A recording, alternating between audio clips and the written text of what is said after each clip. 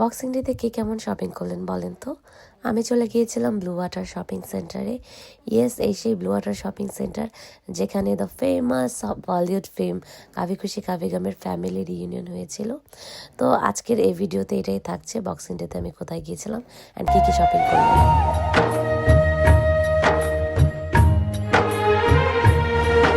If you have forgotten, I have added that clip just to remind you. এই মুভির সবচেয়ে emotional famous একটা scene আর কি। তো এটা আমি অ্যাড করে দিয়েছি। এটা ব্লু ওয়াটারে হচ্ছে এটার শুটিং হয়েছিল। তো যাই হোক, আমরা চলে গিয়েছিলাম ব্লু ওয়াটার শপিং সেন্টারে বিকজ লন্ডনের শপিং মলগুলোতে অনেক বেশি ক্রাউডেড ছিল, অনেকে তো ঢুকতেই পারে নাই।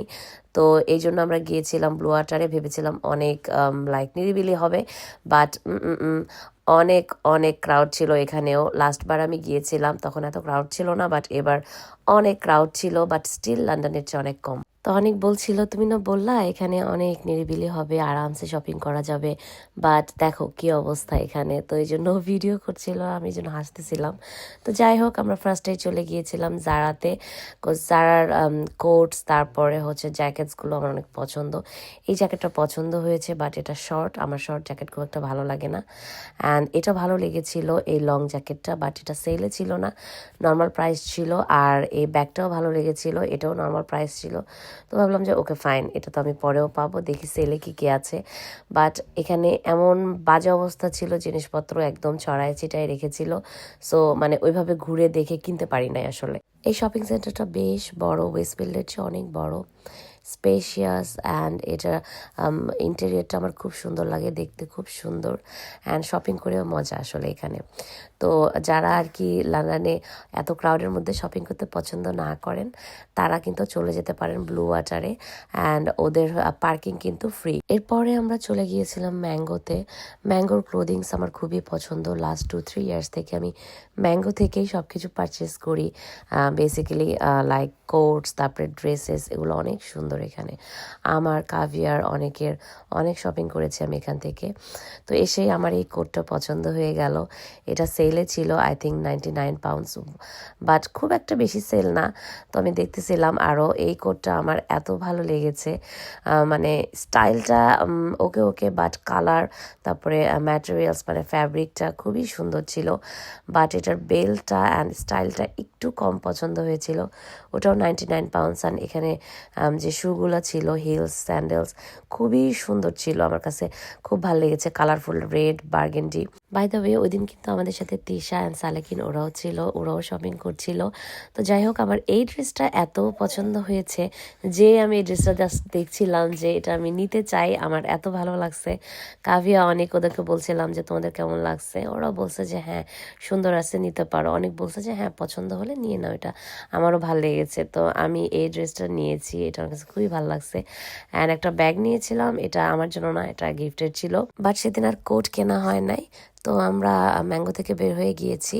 এই যে আনভিক, ও খেলছিল, ও বেসিক্যালি শপিং মলে গেলে খুবই বিরক্ত হয়, বাট এখানে মোটামুটি ক্রাউড কম ছিল দেখে ও ভালোই ছিল। আর এই দুটো হলো অনেকের, আমি চুজ করেছিলাম। ওর গ্রিনটা পছন্দ হয়েছে, হোয়াইটটা খুব একটা পছন্দ হয় নাই। এটা হলো হলিস্টার থেকে নিয়েছিলাম, বাট হলিস্টারে এবার কালেকশান খুব একটা আমার পছন্দ হয় নাই, তো আর কিছু ওরকম পাচ্ছিলাম না। ও হ্যাঁ, ওদের জ্যাকেটগুলো, পাফের জ্যাকেটগুলো সুন্দর উঠাইছে, ওটা ভালো ছিল। তারপরে বের হয়ে আমরা চলে গেলাম অ্যালডোতে। অ্যালডোর ব্যাগগুলো আমার কাছে এবার খুবই ভালো লেগেছে। এই যে এই স্টোনের ব্যাগটা আমার অনেক ভালো লেগেছিল, বাট ভাবছিলাম যে নিব কি নিব না। এই হোয়াইট কালার ব্যাগটা অনেক সুন্দর ছিল। অ্যালো থেকে আমি 3টে ব্যাগ পারচেস করেছি, সুন্দর ছিল ব্যাগগুলো, অ্যান্ড হাফ প্রাইসে ছিল লিটারালি। এত সুন্দর সুন্দর কালেকশন ছিল ওদের। এবার আমার অলওয়েজই অ্যালোর ব্যাগ অনেক পছন্দ, অনেক স্টাইলিশ হয়। পরে আমরা চলে গিয়েছিলাম আরবান আউটফিটার্সে কাভিয়ার জন্য শপিং করতে। কাভিয়ার ওদের ড্রেস খুব পছন্দ, অ্যান্ড এই ড্রেসগুলো বেসিক্যালি টিনেজদের জন্য ঠিক আছে, এটা আমাদের লাইক সাইজের না বা টাইপের না। খুবই সুন্দর সুন্দর ড্রেস ছিল ওদের জন্য। তো কাভিয়া এই 3টা ড্রেস ট্রাই করছিল, অ্যান্ড এর মধ্যে 2টা আমাদের পছন্দ হয়েছে। কাভিয়া চলে গেল ড্রেস ট্রায়াল করতে। ইন দ্য মিন টাইম আমি বসে বসে ভিডিও করছিলাম। ওদের এখানে বসার স্পেস ছিল, তো আমি একটু রেস্ট নিয়েছিলাম। হ্যাপি? হ্যাঁ, তো এই যে আমরা 2টা ড্রেস নিয়ে নিয়েছি, এগুলো হাফ প্রাইসে ছিল। বক্সিং ডেতে নর্মালি ম্যাক্সিমাম শপে হাফ প্রাইস থাকে। তো আমি বললাম যে তোমার এই ব্যাগটা সুন্দর, দাও আমি একটু ভিডিও করি। তারপরে আমরা চলে গিয়েছিলাম নিউ লুকে। যেহেতু ওয়েস্টফিল্ডের নিউ লুকটা বন্ধ হয়ে গিয়েছে, তো আমি ভাবলাম যে নিউ লুকে যে আমি এবার শপিং করবো, বিকজ নিউ লুকের ড্রেস আমার অনেক পছন্দ।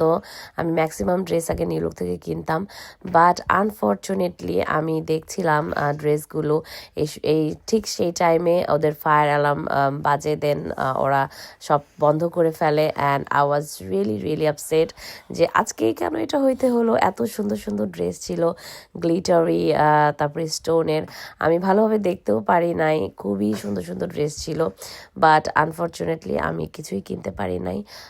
আমাকে বের হয়ে যেতে হয়েছে। দেন আমি ওয়েট করছিলাম যে আবার ওরা খুলবে কিনা, বাট ওই দিন আর ওরা সবটা ওপেন করে নাই। তো স্যাড হয়ে আমি বের হয়ে গেলাম নিউ লুক থেকে। তারপরে অনেক বললো একটু স্কেচার্সে যে দেখো ওদের কালেকশন কেমন বা অফার কেমন, বাট আমার কাছে ওদের কালেকশন ভালো লাগে নাই। ওদের মিররটা ভালো ছিল, সো আমি একটু সেলফি ভিডিও করে নিলাম।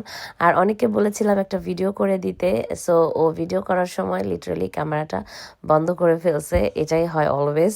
তো যাই হোক, এটা অলরেডি আমি আপলোড করেছি, রিলটা আপনারা দেখেছেন। তো আমি একটু শপিং মলটা সুন্দর করে ভিডিও করলাম। বাইরে থেকে দেখতেও মলটা অনেক সুন্দর। আমাদের সবার শপিং মোটামুটি শেষ, তো আমরা এখন বের হয়ে যাব। অ্যান্ড খুঁজতেছিলাম যে আমাদের পার্কিংটা কোথায় করেছি। এটা একটা প্যারা এই বড় বড় শপিং মলগুলোতে, যে পার্কিং স্পেসটা খুঁজে পেতে বা এক্সিটটা খুঁজে পেতে একটু টাইম লেগে যায়। সেদিন আমার ফ্রেন্ড ফারজানারও আসার কথা ছিল, আমাদের সাথে শপিং করার কথা ছিল, বাট কোনো পাবলিক ট্রান্সপোর্ট ছিল না বলেও আসে নাই। দেন ও বললো যে তোর বাসার কাছে এটা, তোরা শপিং করে আমার বাসায় চলে আয়। তো যে দেখি এলাহি কাণ্ড করে বসে আছে। এত মজার মজার রান্না করেছে, চিকেন বিরিয়ানি, সাথে ছিল গরুর মাংস, তারপরে চিংড়ি মাছ ভুনা, সালাদ। এত মজা ছিল রান্না, কি বলবো। সারাদিন শপিং করে অনেক হাংরি ছিলাম, অনেক মজা করে খেয়েছি। Thank you so much Farzana for all those yummy foods. তো এই ছিল আজকের এই ভিডিওটা। ভালো থাকবেন সবাই, দেখা হবে আবার নেক্সট কোনো ভিডিওতে। টিল দেন, আল্লাহ হাফেজ।